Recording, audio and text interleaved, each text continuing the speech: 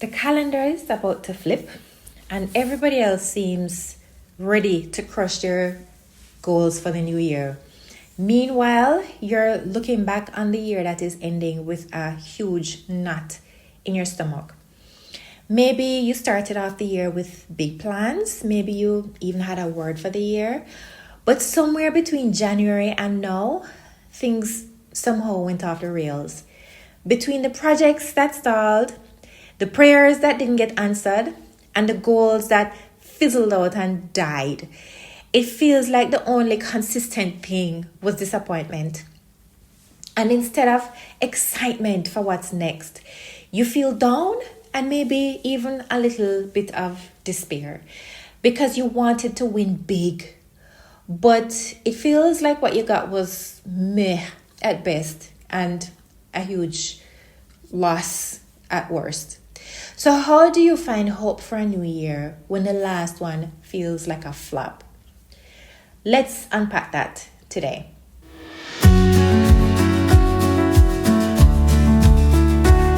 Welcome to the Confident Christian Woman podcast, where we tackle questions about things that have been keeping you stuck in unfulfillment, dissatisfaction, or straight up misery.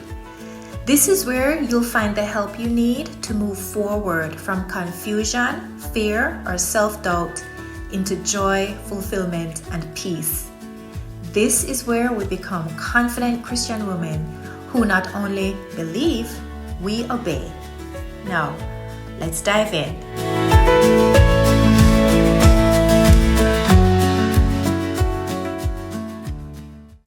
Our question today is, how do I feel hopeful about next year when this year feels like a flop? A big portion of the world is setting New Year's resolutions right now. Things that they want to stop doing or start doing. And others are setting big goals and coming up with strategies and plans for how to achieve them.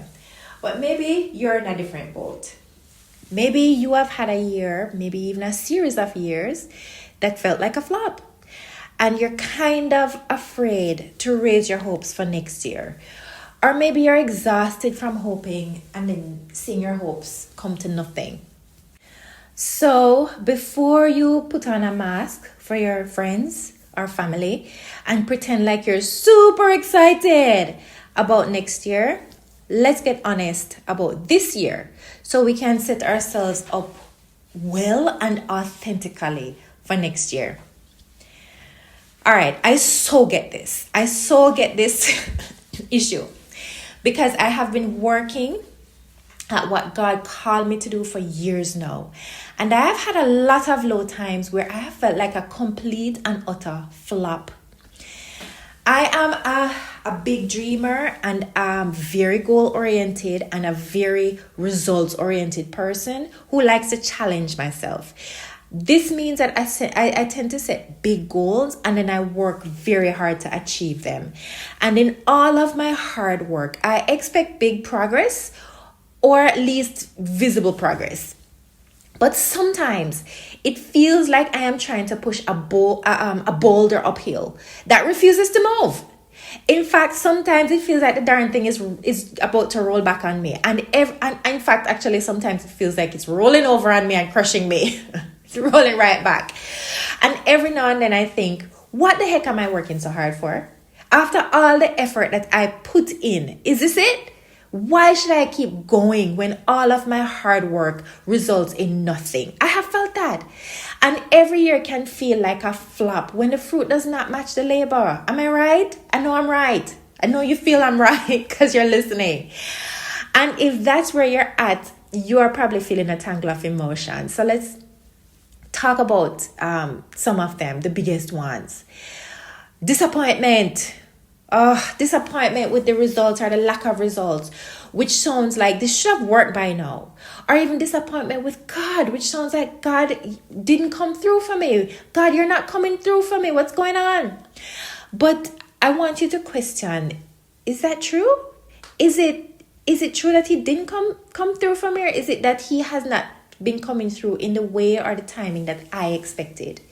Because sometimes what looks like nothing happened or nothing is happening may actually be something is happening in secret, right? A friend of mine reminded me of that in the middle of one of my most recent bout of feeling like my efforts were fruitless. I was having a conversation with a friend of mine. We're walking up the street, and I will not forget because it's seared into my memory. And she said this to me. She said, Chris, sometimes you're not seeing what's actually happening. Things may be happening that you don't actually see yet, or maybe we'll never see. And she's right.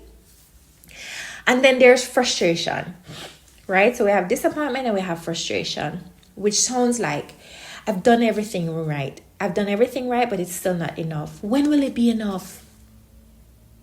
In this case, you are holding yourself responsible for outcomes, which is actually God's territory. So ask yourself if you're trying to control what is not yours to control. And I'm telling you, the reason why I'm laughing is because this one is like so hard. It is so hard. Especially when you're goal oriented. You feel responsible for the results. Like, yeah, I have worked hard. This is the result that should come out. Why is it not? But as Paul says in 1 Corinthians 3 verses 6, I planted, Apollos watered, but God gave the growth. So neither he who plants nor he who waters is anything, but only God gives the growth. And it's super hard to even begin to wrap your mind around it. But as it turns out, the results are not your business. Doing the work that you've been assigned to, that's your business. I have had to be coming to terms with this, right? Because as I said, I have been in my life very results oriented and not seeing the results that I felt I should have. I've been having to wrap my mind around this. So I'm in the trenches too. And then there's sadness, right? Which sounds like I poured myself out for nothing. But what if the pouring out itself was the point? What if this season has been about shaping who you are, not about what you could produce? I have felt this a lot. And seeing the pouring out of myself as transformation and formation has been really, it has changed everything for me. Let's not forget about shame, which sounds like maybe the problem is me. Maybe I'm just not good enough. Or other people are getting the results I want, so I'm clearly doing something wrong. It's me. I'm the problem. I wonder when we started to think that God's approval comes through progress, the way that the world defines it. Like we have taken that on like it is the truth, but it's not. Comparison always shrinks your view of what God may actually be doing in your life, not somebody else's. And then finally, there is despair, which sounds like nothing is going to change no matter what I do. So why bother trying again, or why bother continuing? Oh my goodness, I felt this.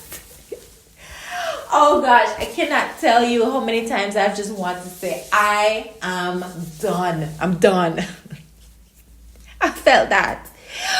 But the thing is it true? Is it true that nothing is going to change no matter what you do? We serve the resurrected Jesus who said nothing is impossible with God. So saying that nothing is going to change is putting limits on our limitless God. Who gave you or me the right to do that? The point here in all of this is not to silence your emotions or to dismiss them, because your emotions they're very valid and they're important, right? In fact, they are indicators of what you're thinking. Oh gosh, guys, if we would wake up and become emotionally literate and identify what we're feeling and use them as indicators to investigate and see what it is that we are thinking, our lives would change so much. So your emotions are indicators of what you're thinking, and that means that they can help you to understand what's going on in your mind if you're willing to investigate the thoughts that you're having that are causing those emotions. The point I'm making is use your emotions to draw out the conclusions that you have come to that are causing those emotions, and then question the truth of those conclusions. So what we're doing here is recognizing and feeling our feelings without letting our feelings dictate what we believe. In fact, we're using our feelings to suss out and to pull out what we do believe so that we can question the veracity of those beliefs.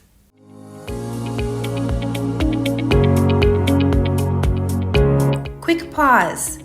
Did someone come to mind as you've been listening? If so, would you share this episode with them?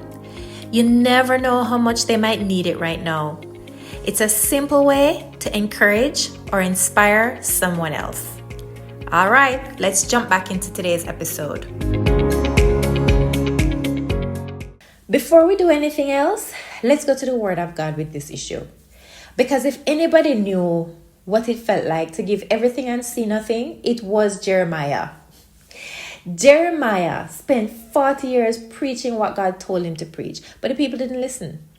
Instead, they mocked him, they ridiculed him, they imprisoned him, they ignored his warnings. And by every measure that you could see, Jeremiah's ministry looked like a failure. Even he thought his ministry was a failure. Do you know what Jeremiah said at one point? In chapter 20, verse 7, Jeremiah says, that's Jeremiah 20, verse 7. He says, "Oh Lord, you misled me, and I allowed myself to be misled. You're stronger than I am, and you overpowered me. Now I am mocked every day. Everybody laughs at me." You feel that?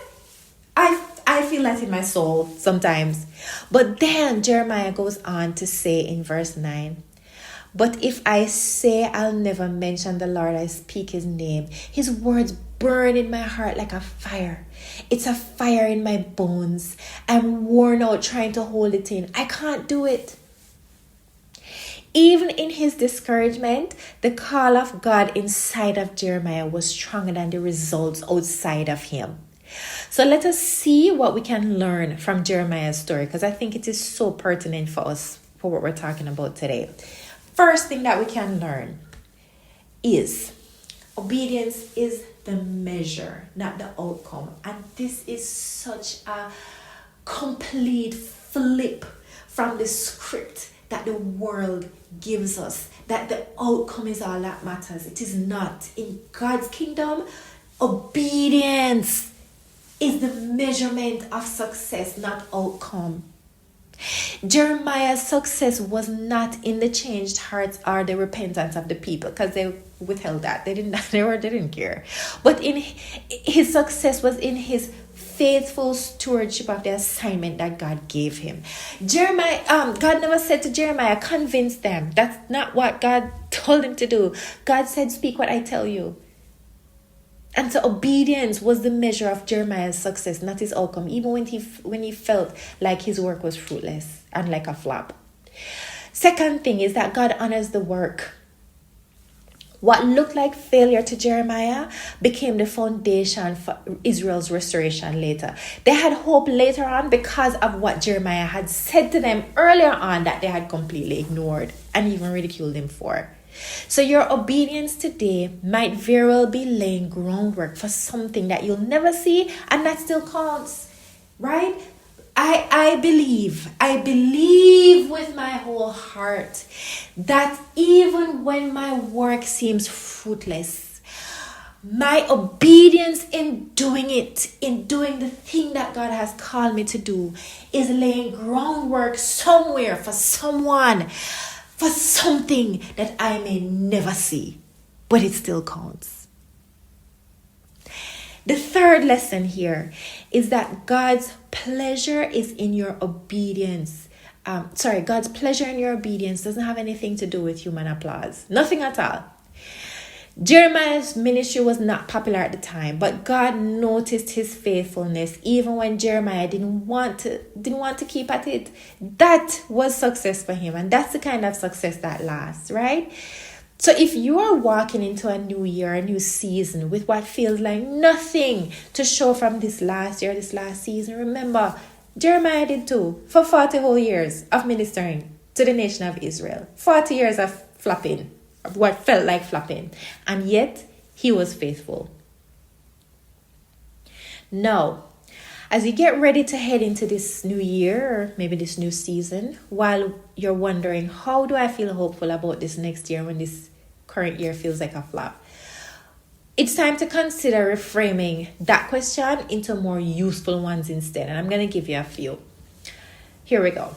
And remember now, again, I don't ask rhetorical questions on this podcast. I ask questions that can help you if you answer them. It's up to you. You are the one that needs to decide if you're going to use them or not. Because I can ask the best questions in the world. They will be useless if you don't actually answer them. All right, here we go. In what ways may this year have borne fruit that I can't yet see or may never see? What parts of me did God strengthen or refine this year that I would have ignored if everything had worked the way that I wanted or expected it to? What's my definition of success? What is God's definition of success? And how do the two of those definitions line up against each other? I can tell you that my definition of success is completely out of line with God's definition of success. And I'm having to realign my definition of success with his, because God is always the truth, right? He is the standard. His word is the standard against which everything ought to be measured and to come against, to be aligned with.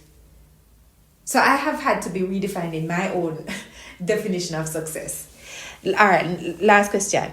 If I never see the results I wish for, am I still willing to choose to be obedient to God and keep doing what I know he's called me to do?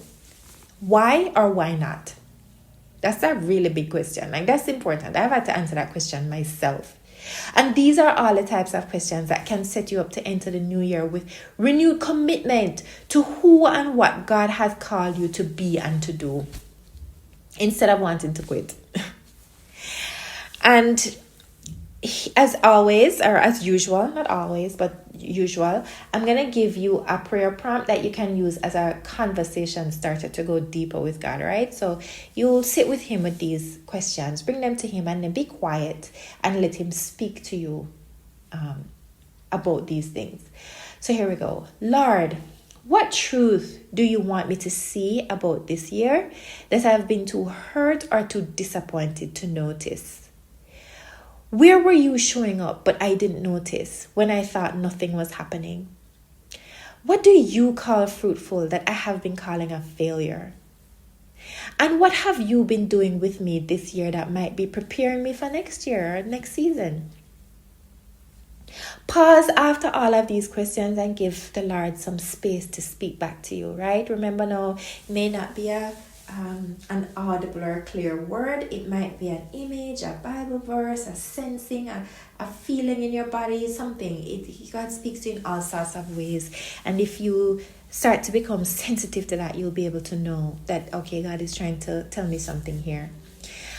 And then here's your action step for this week. It's time to redefine the win. So on a piece of paper, in the notes app on your phone or your device, write this year, okay, at the top. Write this year. And then under that, list 3 times that you obeyed God, even when it didn't make sense or didn't pay off in the way that you expected to see it pay off or wanted to see it pay off. It's 3 times that you obeyed God. And then next to each of those 3 times, pull out what success looked like from it, exactly as it unfolded. Not as you wished it would have unfolded, but exactly as it unfolded. What did success look like? It is you surrendering the results, the outcomes to God, whatever they look like or whatever they didn't look like, and using obedience instead of outcome as your measuring stick of success and fruitfulness. I have been where you are, ending a year that went nothing at all like I envisioned, a year that felt like a complete and utter failure because I didn't achieve even one of the goals that I had set or the dreams I had, even though I worked my tail off to bring about the results that I wanted. But here's what I've learned. It's not the wins that the world is looking for that defines success for us as children of God. It's obedience. It's as simple as that. That's it, and that's all. It's obedience. It's showing up when it doesn't work out the way you expected and keeping at it when the results aren't coming, because you know this is what God told you to do.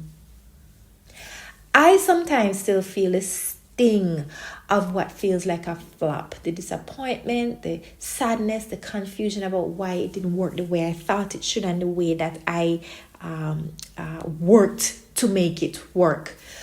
But I've learned to bring those emotions under God's authority instead of being led by them, right? So I don't dismiss or discount them. I bring them under the authority of God. So as you close out this year or this season, consider evaluating it by what you obeyed. Because in God's eyes, this may very well have been a very fruitful year for you indeed.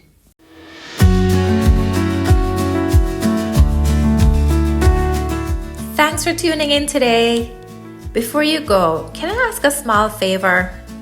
If this episode encouraged or inspired you, would you please take a moment to leave a quick rating and review?